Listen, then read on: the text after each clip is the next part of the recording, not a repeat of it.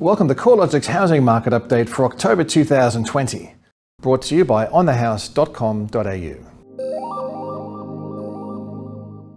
Last month, we saw lower home values in Melbourne and Sydney continue to weigh down the national marketplace, while the remaining capitals recorded a lift in home values through September.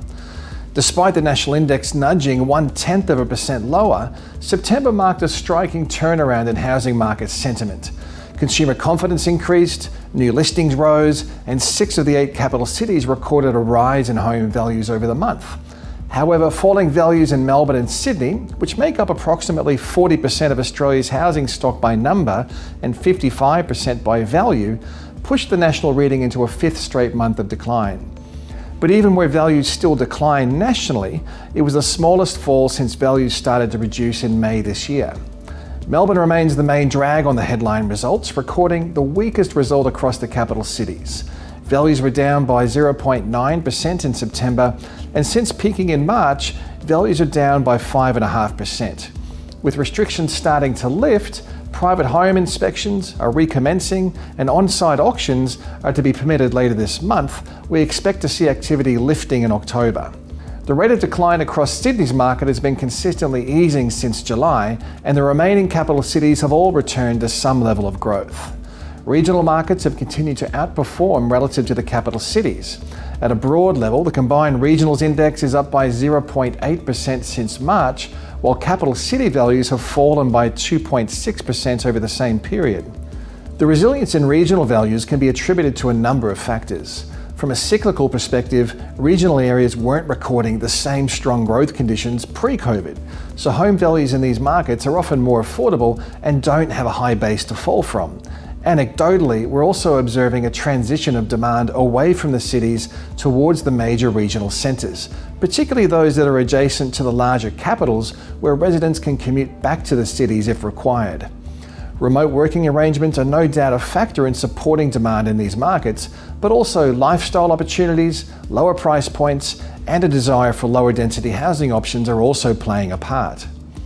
Low advertised stock levels are another factor supporting housing values. Nationally, new listing numbers remain 22% lower than a year ago and 25% below the 5-year average. Similarly, total advertised stock levels were 19% below last year's level and 23% below the 5-year average. Such tight inventory levels at a time when demand is recovering is creating some urgency in the market. We aren't seeing any signs of a rise in distressed listings or stock starting to pile up in the market. In fact, the opposite seems to be true, where new listings are being absorbed by the market faster than the rate at which they're being added. This trend will be important to monitor over the coming months as fiscal support tapers and the financial situation of borrowers taking a repayment holiday is assessed by their lender. A rise in urgent or distressed listings would provide a further test for the resilience of housing values. Auction markets have also shown some strength, with the capital city clearance rate holding around 64% through September, which is on par with the decade average. Melbourne's auction market performance has been much weaker, with record low levels of activity and a high withdrawal rate. Due to the extremely low number of Melbourne auctions being held, the impact on the combined capital cities reading has been negligible. The performance of the rental market has diverged substantially between houses and units. Between the end of March and September, national house rents have risen by 0.4%, while unit rents are down by 3.3%. Every capital city has seen house rents hold up better than unit rents. However, the biggest difference between the two property types can be seen in Sydney and Melbourne, where unit rents are down 5% and 5.5% respectively, while house rents have fallen by a much smaller 1.3% and 1.0%. The significant difference in rental performance is due to a combination of supply and demand side factors. Investment-grade apartment markets have seen significant supply additions over the past decade, with a large portion of new apartments built in Sydney and Melbourne. The supply side has been further impacted by short-term rentals transitioning to long-term rentals. While supply has surged, COVID-19 brought about a significant demand shock from international and state border closures. Overseas migrants comprise the material component of tenant demand across inner Melbourne and Sydney, with many of these foreign students.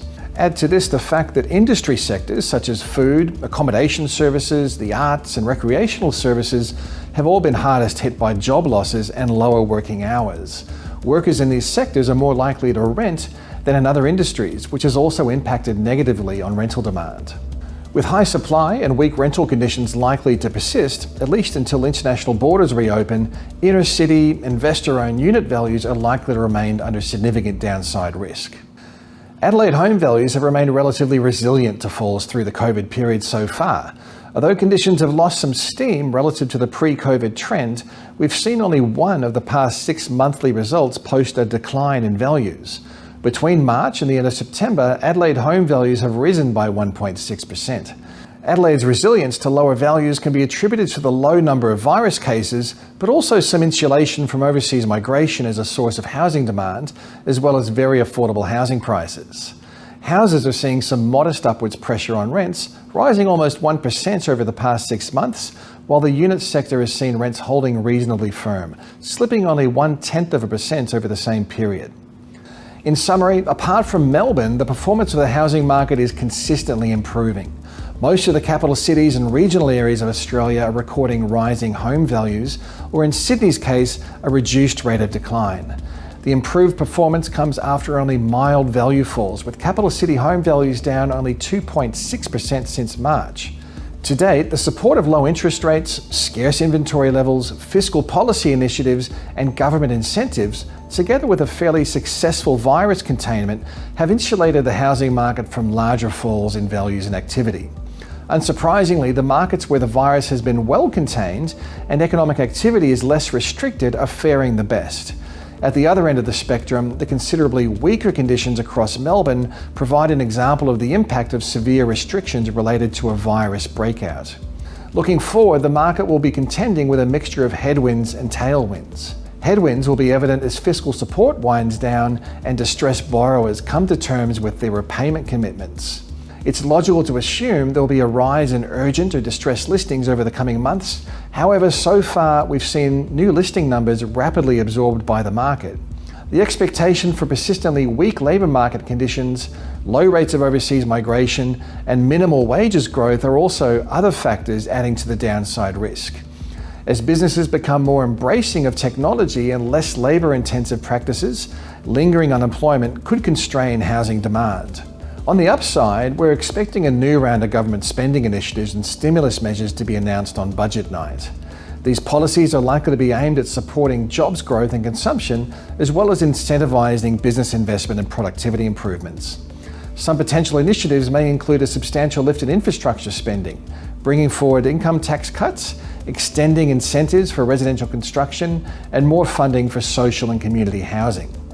Additionally, the Treasurer recently announced a plan to relax lending laws. If enacted, we could see credit flows becoming more streamlined and available by early March next year. Credit availability has historically shown a close relationship with activity in the housing sector. The prospect of lower interest rates later this year also presents some upside for housing market conditions. With the federal budget announced this month, along with a wind down in JobKeeper and potentially lower interest rates, there's a lot happening in the housing market and the economy. Make sure you're staying up to date on the latest property market trends at www.corelogic.com.au.